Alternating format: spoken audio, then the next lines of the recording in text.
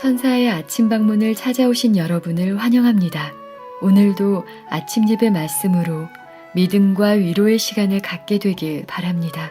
성도 여러분 안녕하세요. 오늘도 아침 예배 참여하신 모든 성도님들을 진심으로 환영합니다. 주님은 우리의 포도나무요, 우리는 가지라고 하죠. 이번 한 주 하나님께 꼭 붙어 있었던 한 주였나요? 왜 하나님께서는 우리에게 열매 맺는 가지가 될 수 있다라고 말씀하시는 걸까요? 오늘 아침 예배를 통해서 그 의미를 발견하게 되시길 바랍니다. 이제 기도하겠습니다. 사랑이 많으신 하나님 아버지, 오늘도 성령 하나님의 인도하심으로 아침 예배를 드릴 수 있도록 하여 주심에 감사합니다. 오늘도 삶을 시작하면서 주님의 임재를 간절히 구합니다. 저희는 주님께 붙어 있어야지만 살아갈 수 있는 존재들입니다. 저희를 업고 품고 안고 가실 주님께 오늘도 저희의 삶을 맡기오니 포도나무 가지에 붙어있는 가지로 살아갈 수 있도록 인도하여 주시옵소서. 주님, 저희 생애에 불필요하고 제거되어야 할 부분이 있다면 그것이 아무리 힘든 과정일지라도 우주의 왕이신 하나님의 손에 맡겨드릴 수 있는 믿음을 저희에게 선물하여 주시옵소서. 그러함으로 하나님의 영광을 드러내는 열매 맺는 가지가 되게 인도하여 주시옵소서. 오늘도 주님의 귀한 말씀을 들으려 합니다. 듣는 저희들에게 준비된 마음을 허락하여 주시고 목사님께 함께하여 주셔서 성령 하나님을 의지하여 대언할 수 있도록 인도하여 주시옵소서. 예수님의 이름으로 기도합니다. 아멘. 안녕하십니까? 오늘 우리가 또 중요한 말씀을 살펴보겠습니다. 말씀의 제목은 열매 맺는 가지입니다. 우리가 어떤 열매를 맺어야 되고 어떻게 열매를 맺을 수 있는지 그 말씀을 좀 살펴보려고 합니다. 예수께서는 열매로 신앙의 진실함을 판단하시겠다고 했습니다. 열매로 우리 마음의 진실함을 보시겠다는 것입니다. 열매를 풍성하게 맺는 방법을 그래서 말씀하시는 것입니다. 감사할 것은요, 예수께서는 무엇을 하라고 말씀하실 뿐 아니라, 다시 말해서 열매를 맺으라고 말씀하실 뿐 아니라 어떻게 열매를 풍성하게 맺을 수 있는지 그 방법을 말씀해 주셨다는 것입니다. 요한복음 15장 1절 2절입니다. 요한복음 15장 1절 2절. 내가 참 포도나무요 내 아버지는 그 농부라. 물은 내게 있어 과실을 맺지 아니하는 가지는 아버지께서 이를 제하여 버리시고 무릇 과실을 맺는 가지는 더 과실을 맺게 하려 하여 이를 깨끗게 하시느니라. 자, 예수님은 포도나무이십니다. 우리는 뭐죠? 우리는 가지입니다. 하나님은 농부이십니다. 포도원을 가꾸시는 농부십니다. 자, 그런데 가지가 포도나무에 분명하게 연결되어 있으면은 과실은 분명하게 맺히게 된다는 것입니다. 아주 자연스럽게 맺히는 것이죠. 어떤 과실이 맺혀야 할까요? 그것은 성품과 생애의 의의 열매가 맺혀야 한다는 것입니다. 자, 그런데 문제는 과실을 맺지 못하는 가지가 있다는 것입니다. 자, 그런 가지는 어떻게 한다고 했습니까? 예수께서 제거해 버리시겠다고 한 것입니다. 자, 그런데 오늘 말씀은 제거당하는 가지가 아니라 열매를 맺는 가지가 오늘 말씀의 주제입니다. 예수께서는 과실을 맺는 가지에 대해서 참 놀라운 말씀을 주셨습니다. 뭐라고 하셨나요? 과실을 맺는 가지는 더 과실을 맺게 하려 하여 깨끗게 하시겠다고 했습니다. 자, 가지를 깨끗하게 하신다는 것이 무슨 뜻일까요?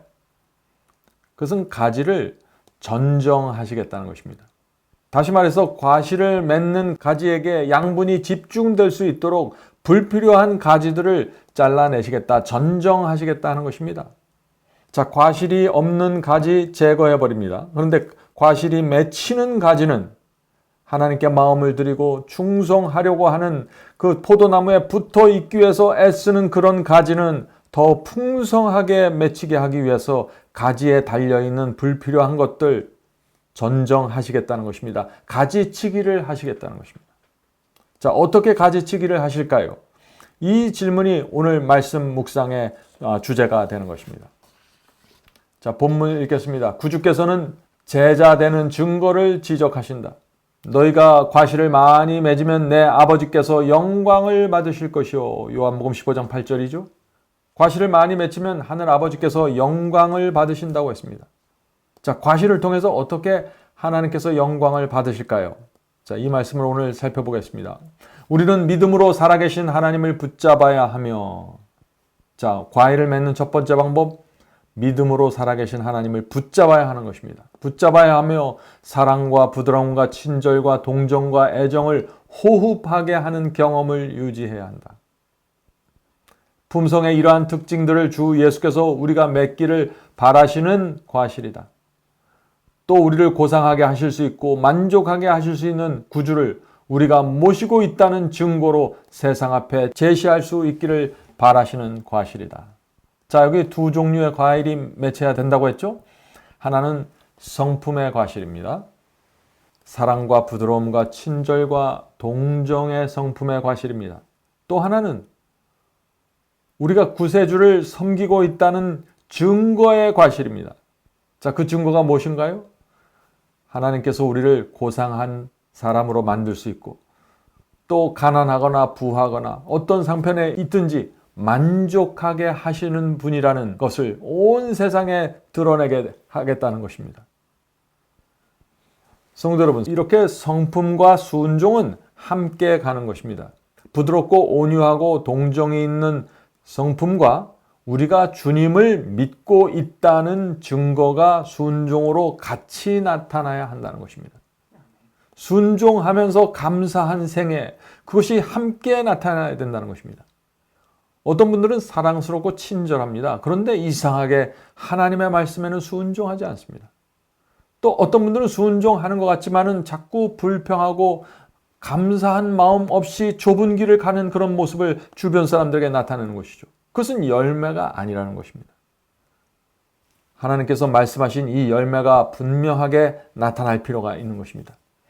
우리는 잃어버림을 당하는 자 편에 설 필요가 없다. 왜냐하면 그분은 만유 안에서 우리의 충만함이 되시기 때문이다. 자, 분명한 사실은 뭔가요? 우리가 멸망당할 필요가 전혀 없다는 것입니다. 그리스도와 연결된 가지인 사람은 연결되었으면 누구나 열매를 맺힌다는 것입니다. 자, 그리스도와 연결된다. 이 경험이 어떤 것일까요? 우리에게 필요한 것은 그리스도 예수의 임재이다. 우리가 그분의 진리가 우리의 마음속에 비춰나며 우리의 모든 삶의 행동 속에 스며들기를 원한다. 이것이 우리가 참 포도나무의 가지인지 아닌지를 결정한다. 자, 성도 여러분, 필요한 것은 뭐라 그랬습니까? 예수 그리스도의 임재라 그랬습니다. 예수님을 우리 마음에 품고 살아야 한다는 것입니다. 예수를 품고 있다는 것, 품고 살아간다는 것이 무슨 뜻일까요? 예수님을 품는다는 것이 무슨 뜻일까요? 무엇을 품는다는 것일까요? 예수께서는 자신에 대해서 이렇게 분명히 밝히셨습니다. 나는 길이요 진리요 생명이라고 했습니다. 자, 그러므로 예수를 마음에 품는다는 것은 예수께서 말씀하신 그 좁은 길과 진리의 말씀과 생명을 마음에 품는다는 것입니다. 이 세 가지를 마음에 품고 살아간다는 것입니다. 성도 여러분, 오늘날 많은 분들이 나는 예수님을 영접했다고 하죠? 자, 영접한다는 것이 무슨 뜻입니까? 지금 우리가 본 이 세 가지, 좁은 길과 진리와 생명을 영접한다는 것입니다. 받아들인다는 것입니다. 이 세 가지를 마음에 품으면 우리의 삶에서 의의 열매와 하늘의 분위기가 자연스럽게 나타난다는 것입니다.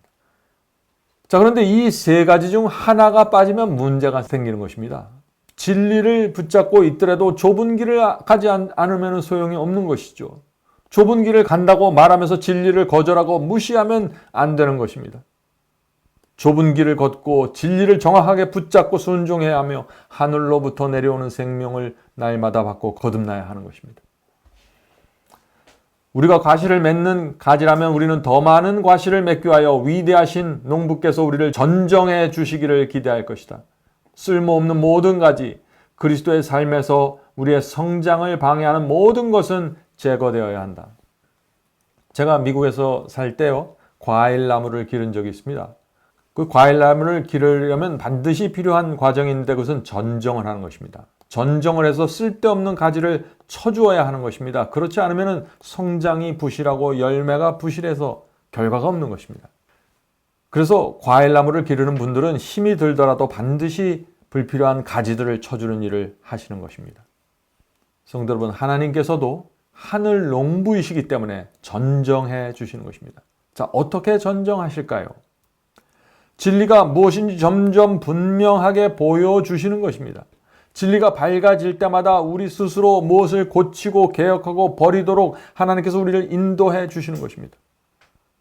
진리의 말씀에 따라서 신앙과 성품이 잘라지고 전정되는 경험이 없으면 우리의 신앙은, 성품은 말씀과 상관없는 것이 되어버리고 마는 것입니다.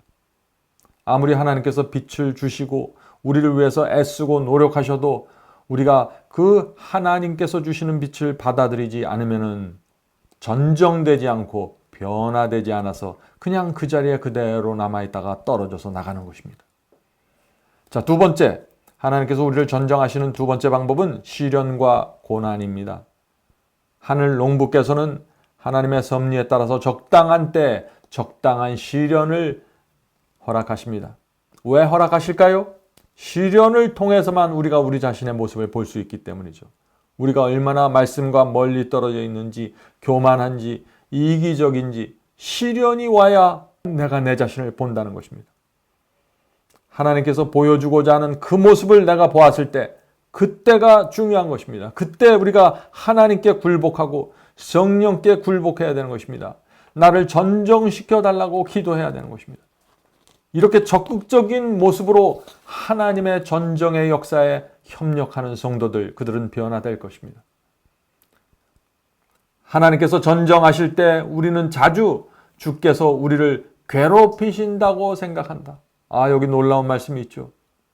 하나님께서는 우리에게 더 밝은 빛을 주셔서 더 풍성한 열매를 맺게 하려고 역사하시는데 우리 사람들은 그것을 왜 나를 힘들게 할까? 하나님의 전정의 역사를 나를 힘들게 하는 것으로 받아들이는 것입니다. 그래서 어떤 말을 합니까? 어떤 생각을 하나요? 차라리 내가 이 진리를 몰랐으면 좋았을 텐데 내가 꼭 이 말씀까지 순종해야 할까라고 생각하는 것입니다. 자, 이런 태도로 하나님의 말씀과 하나님의 역사를 대하면 어떻게 될까요? 전정이 되지 않는 것입니다. 열매가 맺힐 수 없는 것입니다. 시련과 고난도 마찬가지입니다. 하나님께서 우리를 전정하시려고 고난과 시련을 허락하시는데 어떤 사람은 이렇게 생각하는 것이에요. 왜 하나님께서 나에게 이런 시련을 주셔서 괴롭히실까라고 생각하는 것입니다. 자, 이런 태도로서는 열매를 맺히기 어렵다는 것이죠. 전정이 안 된다는 것입니다. 성도 여러분, 오늘 우리는 반드시 두 가지를 배워야 합니다. 하나는 하나님께서 우리를 전정하시는 방법이 무엇인가를 알아야 되는 것입니다. 그 방법은 진리를 주시고 시련을 허락하심으로써 전정하신다는 것입니다.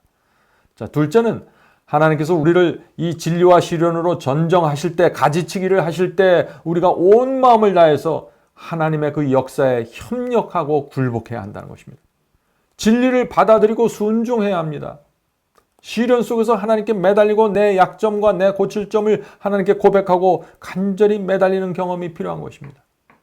그런 사람들에게 열매가, 풍성한 열매가 맺힌다는 것입니다. 하나님의 역사가 성공하는 것입니다. 계속해서 읽겠습니다. 이렇게 하는 대신에, 자, 이 말씀이 무슨 뜻인가요? 하나님께서 우리를 전정하실 때 그것을 그것을 나를 괴롭히는 것으로 받아들이는 대신에 우리는 우리 자신을 살펴보고 다 행하지 못하고 남겨놓은 것이 있지는 않은지, 하나님과 올바른 관계 속에 설 수 있기 전에 우리의 생애에서 제거해야 할 필요가 있는 것이 어떤 것인지, 있는지 않는지를 살펴보아야 한다. 성도 여러분, 이런 태도가 그리스도인의 겸손입니다. 하나님께서 우리에게 불필요한 가지치기를 하기 위하여 다가오실 때 우리가 무엇을 버리고 무엇을 고쳐야 할지 겸손하게 우리 자신의 모습을 살피면서 기도하고 간구하고 매달리는 것, 이것이 어린아이와 같은 신앙이고 겸손입니다. 우리는 그리스도인 품성의 열매를 맺기 위하여 날마다 우리 구주를 붙잡는 참 포도나무에 산 가지가 되어야 된다. 그리스도께서 당신의 삶을 통해 실천하신 것처럼 우리가 기꺼이 자아를 부정하고 자기를 희생하고자 할 때 하나님의 영광을 나타내는 과실을 맺게 될 것이다. 마지막 결론의 말씀이 놀라운 말씀이 나오죠. 성도 여러분, 하나님께서 진리를 주실 때 받아들이는 것이 왜 이렇게 힘들게 느껴질까요? 자아를 부인하고 싶지 않기 때문입니다. 희생하고 싶지 않기 때문입니다. 성도 여러분, 하나님께서 시련을 허락하실 때 왜 힘들게 느껴지나요? 나를 높이고 나를 내려놓고 싶지 않기 때문입니다. 자아가 문제 있는 것입니다.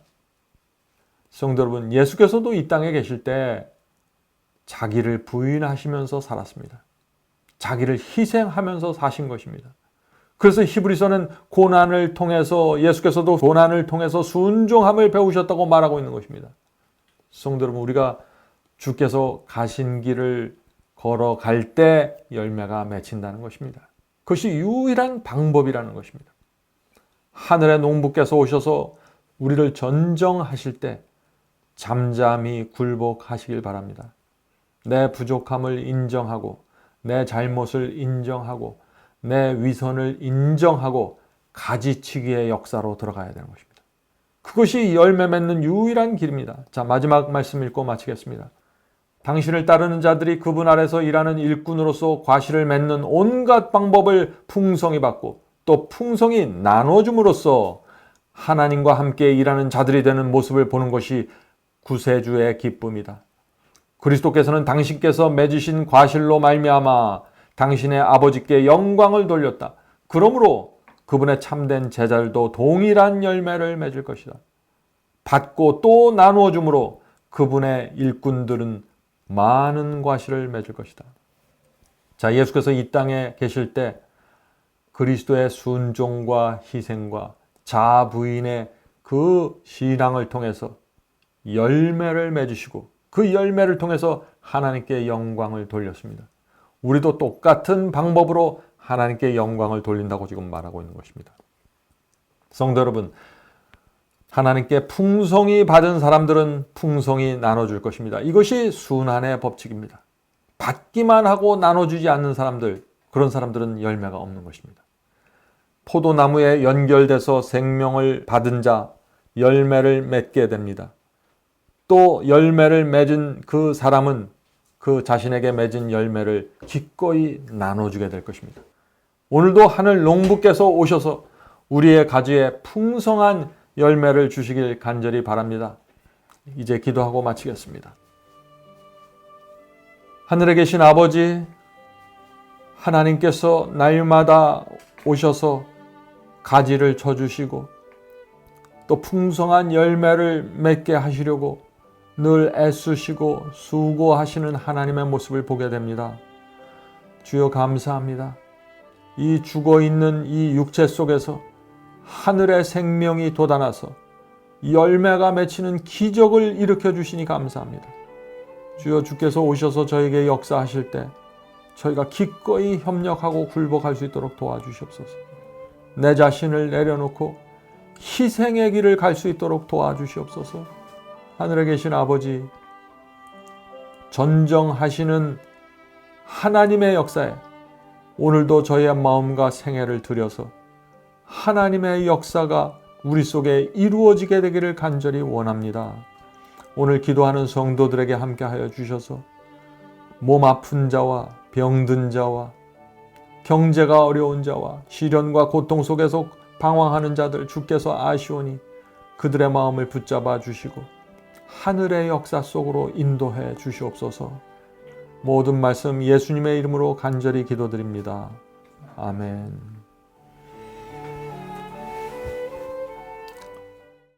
성도 여러분, 마지막 사명에서는 아침 예배 채널을 유튜브에서 별도로 운영하고 있습니다. 아침 예배 채널에서는 매일 새벽 4시에 예배 영상이 올려지고 있으며 특별히 아침 9시에 예배가 진행됩니다. 아침 9시 예배가 아침 예배 채널의 독특한 특징입니다. 원하시는 분들은 유튜브에서 아침 예배 채널을 별도로 구독 신청하여 주시면 저희와 함께 아침마다 예배 드릴 수 있습니다. 매일 아침마다 하나님의 말씀으로 저희 모두가 주 앞에 나와 예배 드리는 신앙으로 함께 나가게 되길 간절히 바랍니다. 감사합니다.